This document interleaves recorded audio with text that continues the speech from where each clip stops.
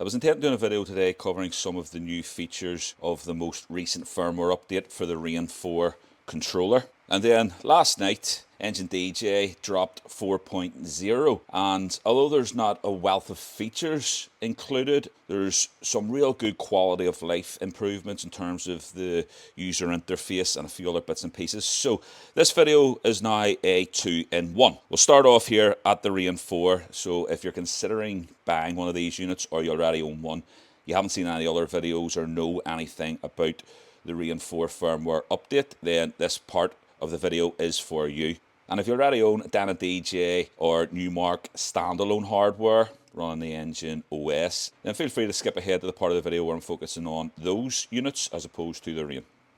So if you head over to the Rane website, you'll be able to download and install the latest firmware update. You'll also need to update Serato. And there's quite a lot of things going on. You can check those out on the website. I'm just going to cover a few of the key ones that have really stood out for me here. So up first, when I have the ability to sharpen the crossfader cut-in distance even more than it was originally, what you'll need to do is make sure that you have the driver installed on your computer. And if you open it up, you're then presented with this little pop-up here. I've already done mine, so I don't need to click this again. But if you hit calibrate crossfader, it'll then prompt you to move the crossfader from left to right a couple of times. That calibrates it. You can then open up Serato again. Go to the settings on the Rane 4 by holding shift and hitting the hardware/software effects button, which has the menu underneath it as a shift function. Go to where it says crossfader, toggle into it with a little joypad here, and then you have cut in left and cut in right. And you can then turn the parameter knob down to 0 for the cut in left and repeat the process for the cut in right. I've already done mine. I barely have to move that, and it's in sharp.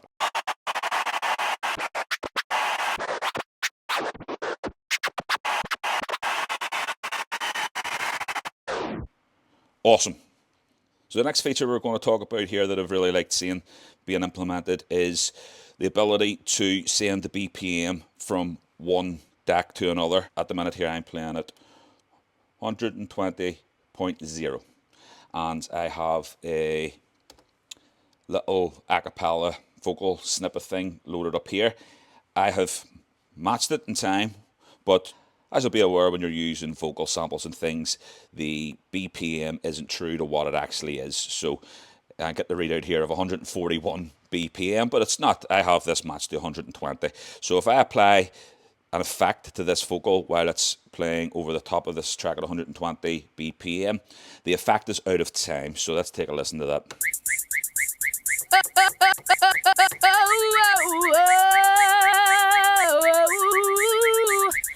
So there's the vocal just dry, so let's put a bit of echo on that.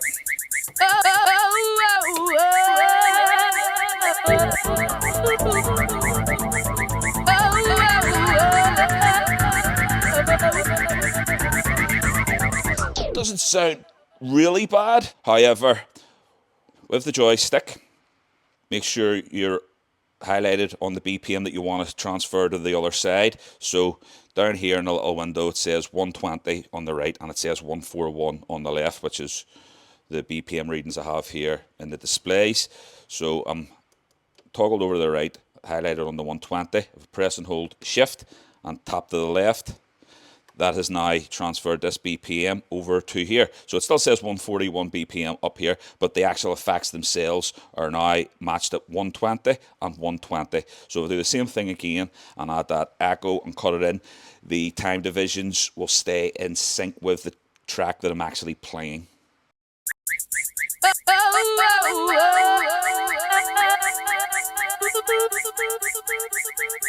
So you can hear that.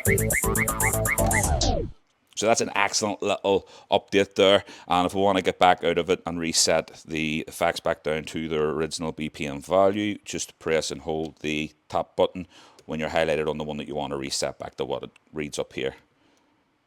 So now it's back to 141. So the Rane 4 controller is blessed with a wealth of outstanding features, one of which is its on-board hardware effects. So this could be used as a standalone mixer with, say, a pair of Technics turntables plugged into it. And in the recent firmware update, we've now got a couple of new effects. So on the Rane 4, we have a bit of text up here telling us what effects we have directly on the unit here. So it says echo, recycler, scale down, riser, matrix, echo out. Now we're not limited to just having those 6 effects. If we press and hold any effect and then turn encoder here, we can cycle through up to 20 odd effects, I think it is, 20 to 30 effects thereabouts. So we can set any effect we want on any of these buttons basically. So I've already went ahead and done that. The riser and matrix is now the 2 new effects, one of which is chopper and the other one is mute.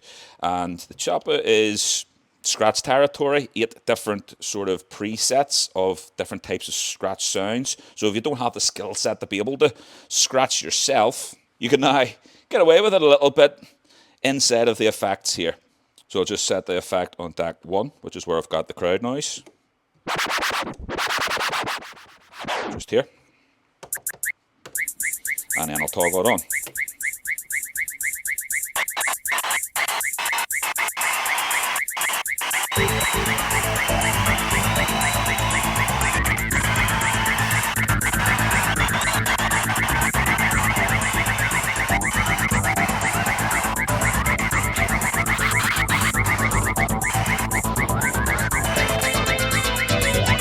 Pretty cool there, you can get some interesting results. And the other thing they've added, which is like a real throwback to the old school days, the old school mixers, transform buttons, or like the kill switches. So this one is mute. We can have it inverted on or off. Again, I'll just work with the crowd noise thing here.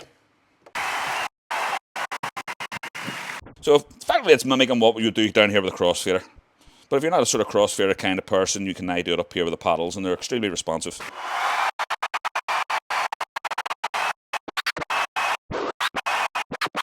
So again, pretty cool stuff. The other big feature update is we now have the ability to control the stems with the 3-band EQ. Simply press and hold Shift and the Q button for whichever deck you want to actually do this with. So in this case, it's deck 2. So now, if I just jump into the song a bit.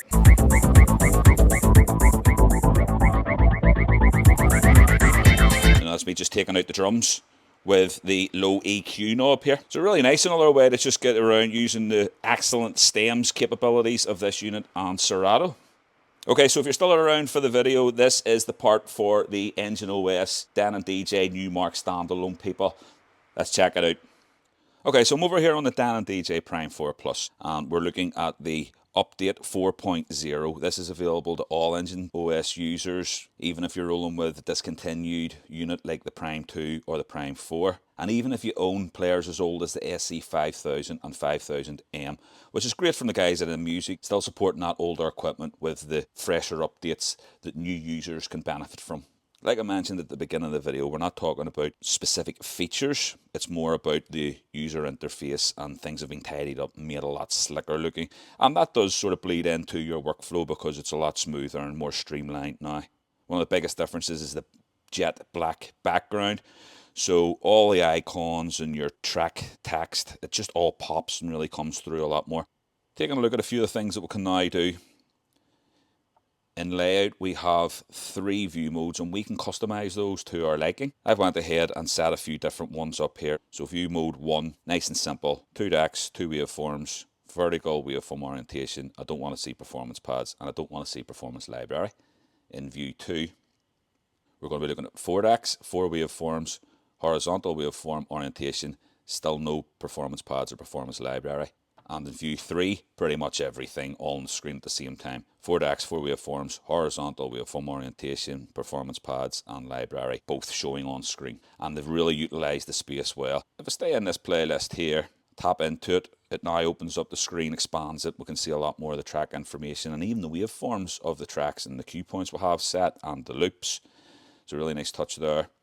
Go back to my primary decks here, 1 and 2, and if we swipe to load a song, this looks a lot different than it did before. Quite nice.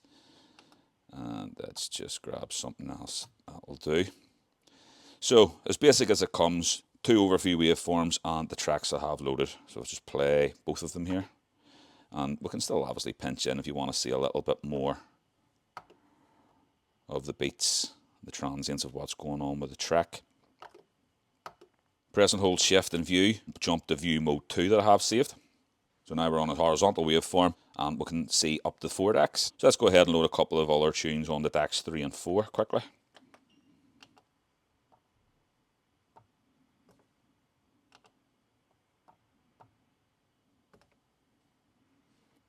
So now all 4 waveforms on screen at the same time.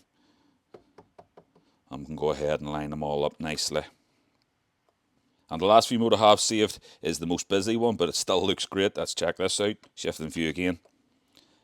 So it's just shrunk the waveforms down a bit, but I can now see the playlist that I'm currently working in, which is nice. You've got some tunes playing. And I decide I don't want to play this emotion song. You know, I'm in the playlist, so I can, again with a touch screen, I can load it directly to deck 1 or 2 or 3 or 4, whichever one I have highlighted, or just use the encoder, and that's just load that. So now I have this different tune over here while that's still playing. So just a really nice update there. I like that. All the icons look so much better. There's a few new things going on inside of the touch effects. Search has been improved. We now have the ability to search not just the entire library at the same time, but just within the currently highlighted folder. So I'm in ANI Club Essentials. So if I want to search for something just in there, I can do so. It's just the same way we did before. So that's, there you go, file, and that's just anything that has file in the text in that particular playlist. If I hit all, then it's my full music library. So we can see a lot more results here.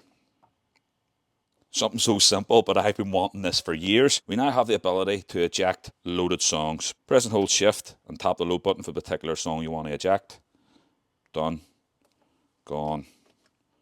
And same again. Let's get rid of everything. And finally, let's take a quick look over on the little Prime Go screen, just so you can see with the same similar view mode settings that you don't necessarily have to have the big screen of the Prime 4 or the SC players. This works just as good for you even if you're on the new Mark Mixstream Pro as well. So a fantastic update. I literally took this unit home last night with me just to have a play around and get used to the sort of new look and feel of everything. And as much as I've been using this for 4 years longer, it almost felt like a new unit again, just with the look of it. Obviously the hardware, nothing has changed, but what you interact with most is obviously the screen, and it just felt right bang up to date. Not to say that it wasn't beforehand, it looks great, it performs fantastic, so couldn't be happier with the update. And of course, if you don't already own any of this stuff, you like the look of it, it's all in stock here at AudioLevel DJ Store. Just give me a shout.